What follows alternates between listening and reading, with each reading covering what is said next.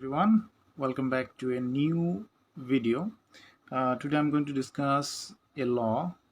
This law is helpful for addition of vectors.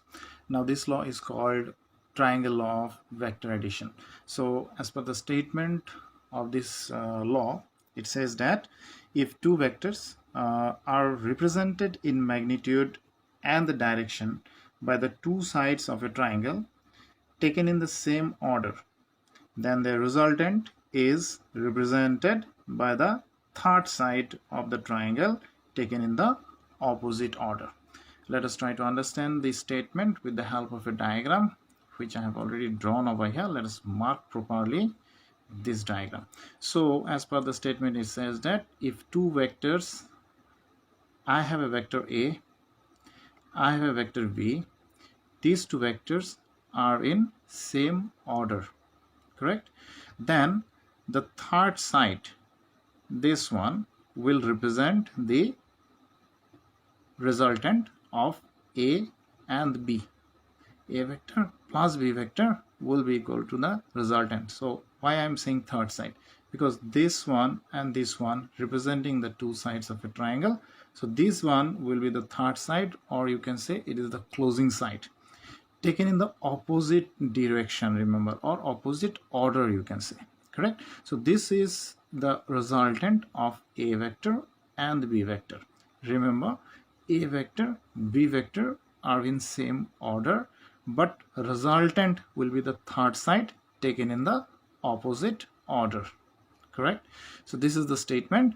Now let us modify this diagram a bit so that we can derive the magnitude of this vector as well as the direction of this vector.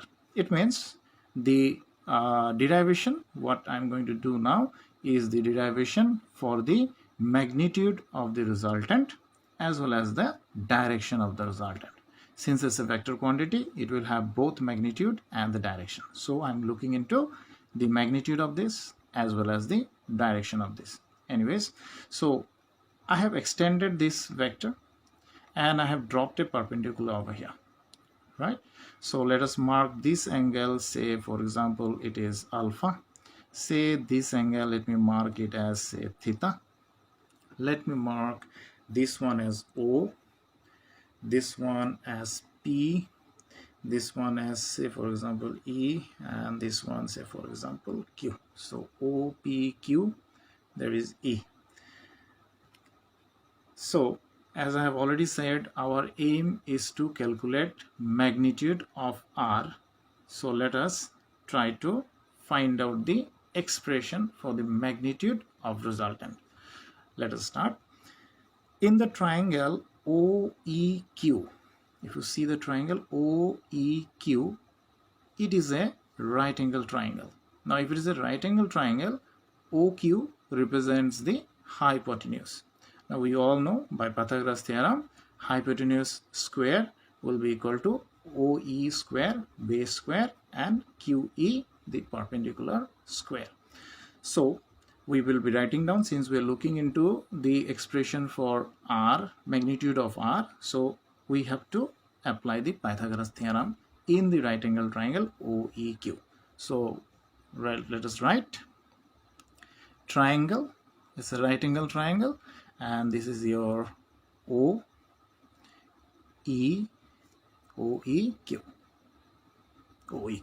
So in this right angle triangle we can write down OQ square equal to hypotenuse square equal to OE square plus QE square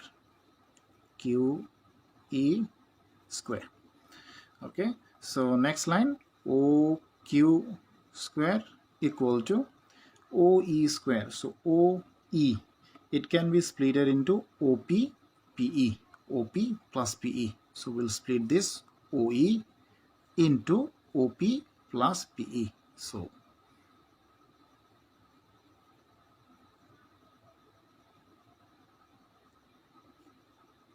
square plus QE square. Next, let me split this into a plus b whole square formula. So we can write it down as OP square a square plus PE square b square plus twice of AB. It means OP, let me write this in the bracket, OP PE twice of AB, and finally plus QE square. QE square. So this is one of the equation we have written. Now we have to consider another right angle triangle, that is PEQ. So let me write in right angle triangle. So in right angle triangle, say PEQ. We can write down once again, or we can apply once again the Pythagoras theorem. So if we apply the Pythagoras theorem, we can write down PQ square equal to, you can write PE square plus QE square. Okay, let us find out PE from here. So if we find out PE square equal to PQ square minus QE square, correct? So our next job is, let us substitute this equation 2 say in equation 1 say. Let us substitute this. So if we substitute this, then you can see clearly this is minus QE square, that is plus QE square. This will get cancelled. Okay, so the final expression will stand as OQ square OP square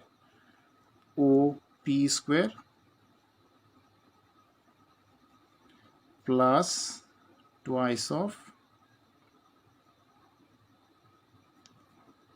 OP PE, OP square twice of OP PE I have written. QE will get cancelled as I have already said. Now PE square I am substituting so that QE square is getting cancelled. So this PQ square also will be here. So we can write down plus PQ square. This is the final expression we have got. So once again, OQ square is equal to OP square plus PQ square and plus twice of OP and PE. Correct? Alright. Once again, let us consider the triangle PEQ. Once again, let us PEQ. Now in this right angle triangle, we can find out the cos theta. So if I find cos theta equal to, cos theta is base by hypotenuse, so the base is PE. So we'll write PE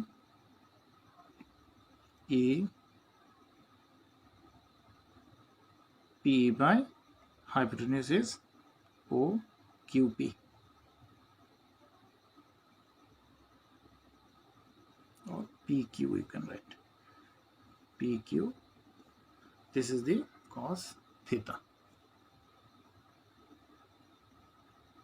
Okay. So cos theta is equal to PE by PQ. So from this equation we can find out PE equal to PQ cos theta, right? So we got this PE value as PQ cos theta. Next, let us substitute OQ as R. So we'll write R square equal to OP. It is A. So let us write A square. Let me write PQ also. So PQ, it is B. So it is plus B square plus twice. So it is 2 OP. O to P is our once again A. So twice of A. Now PE already been calculated. It is PQ cos theta. Now this PQ that is P to Q, can be written as B. So I can also write it is as B cos theta. So let us substitute PE as B cos theta. That is this PE as B cos theta. So twice AB cos of theta. So finally we have reached to a equation which is the magnitude of the resultant. So we can also write down this as R equal to, square is over here, so we will write down a root over A square plus B square plus twice of A B cos of theta. So this equation will tell you, or this equation is giving you the resultant, magnitude of resultant A plus A vector plus the B vector. Next we have to calculate the direction of the resultant. This is the magnitude you have calculated, and now the direction. Since R is a vector quantity, so it has got both magnitude as well as direction. So magnitude is already calculated. Now our job is to calculate the direction of this R. Now see, in this diagram, if you look carefully, then this is the direction in which the resultant vector is pointing.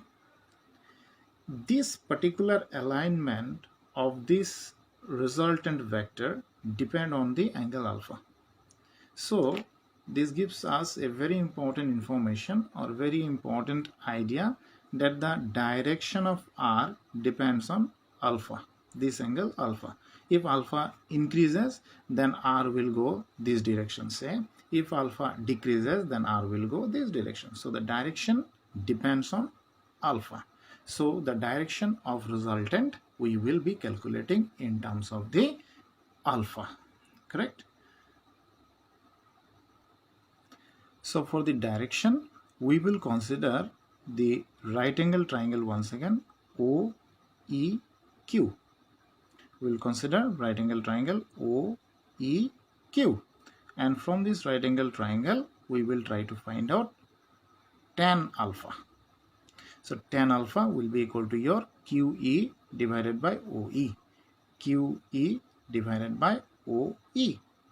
Perpendicular by base, that is tan alpha, equal to QE, written as it is QE, OE, that is O to E. Once again we can write down OP plus PE. So written as OP plus PE. Next, we will consider the right angle triangle PEQ. So here, by considering the right angle triangle PEQ, we will find out sine theta, right? So this is, I am finding out from the right angle triangle, from right angle triangle PEQ. PEQ. So from the right angle triangle PEQ, we find out sine theta equal to QE by PQ. QE by PQ. Then let us cross multiply and find out QE. So QE equal to PQ sine theta. QE is PQ sine theta. Now this PQ, P to Q is B vector. So it is B sine theta, right? So this is B sine theta, stand for QE. So here we have got QE. So this QE will be represented or will be written B sine theta, right? So tan alpha is equal to QE B sine theta OP. O to P is A, so written as A. So it's written as A plus PE. If you have remember, in our previous derivation, we have calculated PE over here. See, PE is B cos theta. So we simply substitute this PE as B cos theta. So the tan alpha stand as B sin theta divided by A plus B cos theta. Tan alpha is equal to B sin theta divided by A plus B cos theta. This will represent the direction of the result.